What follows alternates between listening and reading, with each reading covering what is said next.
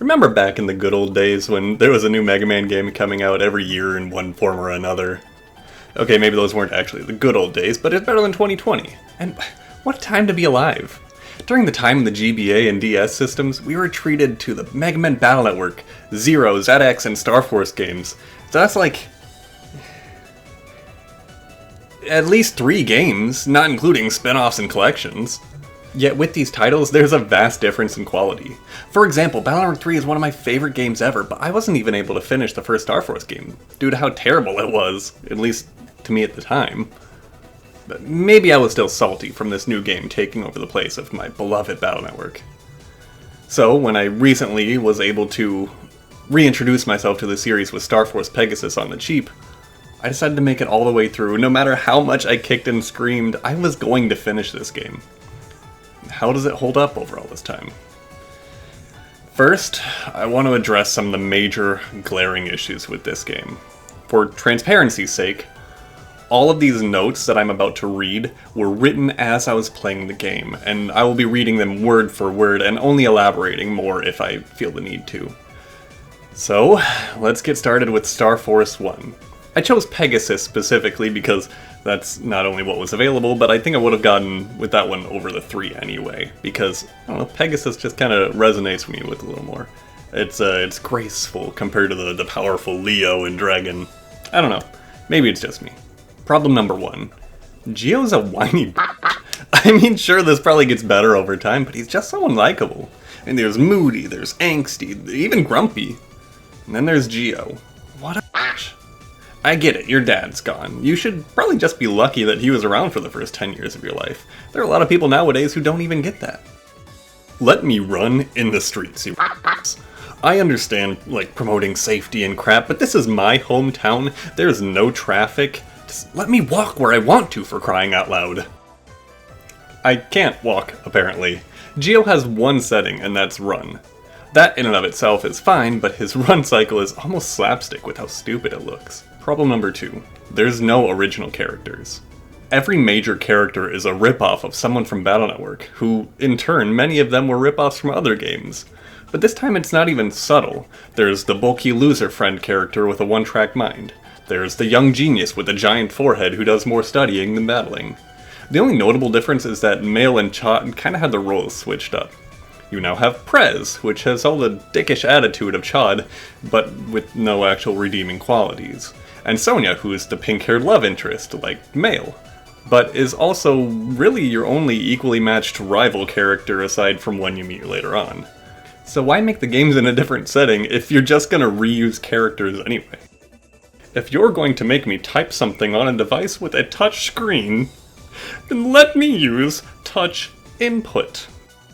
You guys tried real hard to shoehorn in a way for this character to be called Mega Man, didn't you? I mean, in the past, you've had plenty of protagonists that didn't carry that moniker, so why force it so unnaturally here? Problem number 3. Jacking in. Visualize this with me for a minute. I encounter a situation where I need to jack into this vending machine, okay? I'm standing right next to it. No problem. Let me just press R. Well, nothing happens, because I forgot that in order to jack into this machine that's standing right in front of me, I need to 1. Put on my glasses. 2. Find an orange whirlpool and jack in there. 3. Go back over to where the vending machine was. And 4. Tap another orange whirlpool when you're close enough to make it glow. Problem number 4. Navigation sucks. Star Force makes you try to figure out where you're going physically in 2 intersecting worlds.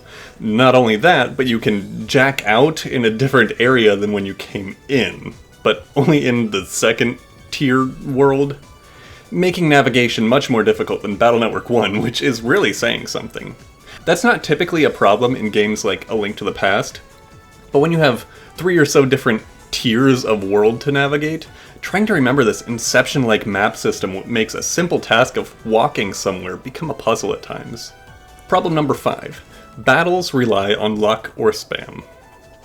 The battle chip system isn't terrible, but it's been dumbed down and relies more heavily on luck to get a decent combination of chips. Again, I've got to compare this to Battle Network because how can't you? You could either pick chips that were the same kind regardless of the code, or you could pick any combination of chips as long as they shared a code. Simple. Now, in Star Force, the first rule still applies, and you can pick chips that are the same kind, but now you can pick ones that appear in the same column. So, instead of building a deck carefully and managing balance between how strong a chip is and how the code will fit into your deck, it's just a matter of throwing everything together and hoping for a good combo. Which would be passable if it weren't for the battles themselves.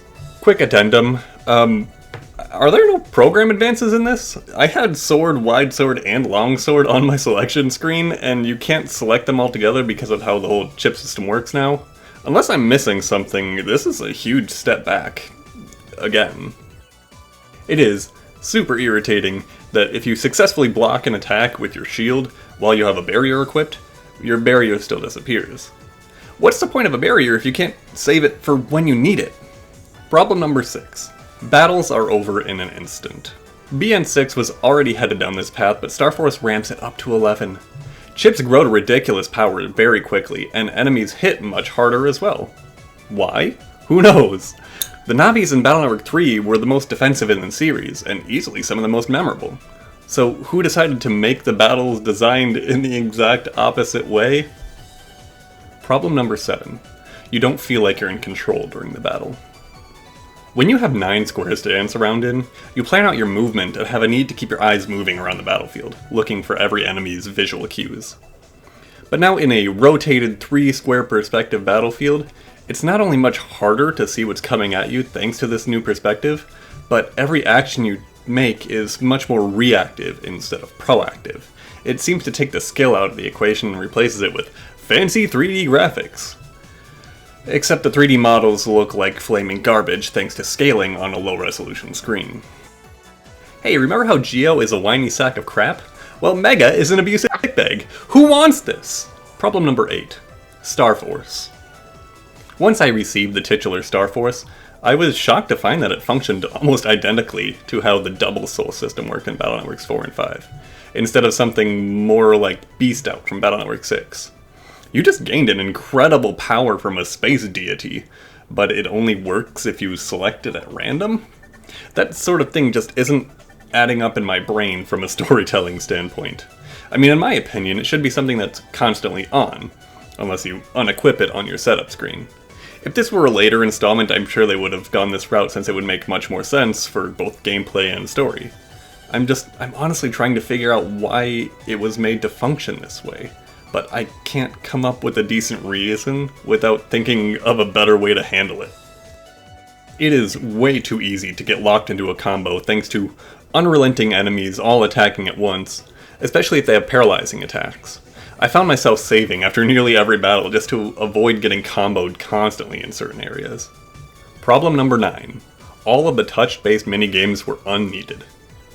Whether it's something done in the real world that's used for 3 seconds, or it's the one part of a boss's area's challenge, they're all simple and all bad. Some of them are actually really hard. That last batch of Sonya's music notes made me almost break my DS. I was actually relieved and happy when I saw that Ophiuka's stage hazard wasn't touch-based. Hers was by far the most fun boss area because of this. The main problem with these touchscreen games is that, correct me if I'm wrong, they were all simple directional input based anyway, and they could have been done with the buttons or the D-pad. Or at least give me the option of using the buttons instead of punishing me for not tapping the small icons precisely with as fast as you're presenting them. I'd like to hear some different music every once in a while.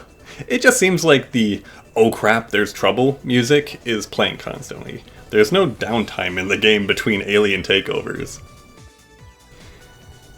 Bear with me on this one. I really thought that I had finally found a character named Patrick who wasn't a total freak or a total idiot. But then surprise, he has multiple personality disorder. In the endgame, you find that the enemy aliens now take the form of when they were combined with the human, yet stronger, without any drawbacks, because they can use the memory from before. But if this is the case, why does Geo need to go into space? Mega should be able to use this power too then, right? it kind of undermines the entire plot point of needing a physical body as a host and using the loneliness in their heart to draw out their power. But now in the end, it's just like, we needed an excuse to show up in a boss rush? So, I mean, that pretty much covers every gripe I have with this dang game. The transition screen when you jack in is really nice. Instead of some trippy tunnel, you get to see Geo transform, and that's cool. And Geo's mugshot changes from frowning to smiling very subtly throughout the course of the game. Especially towards the end you can notice it, and that's a nice touch. Yeah, that's it. This game sucked. Big time. But I'm not done here. Because Battle Network 1 also sucked quite a bit. So maybe, just maybe, the other games will make me a believer. So make sure to click through to part 2 where I cover Star Force 2 and 3 to see how they change things up. Wish me luck. In the meantime, see you later, Chowderheads.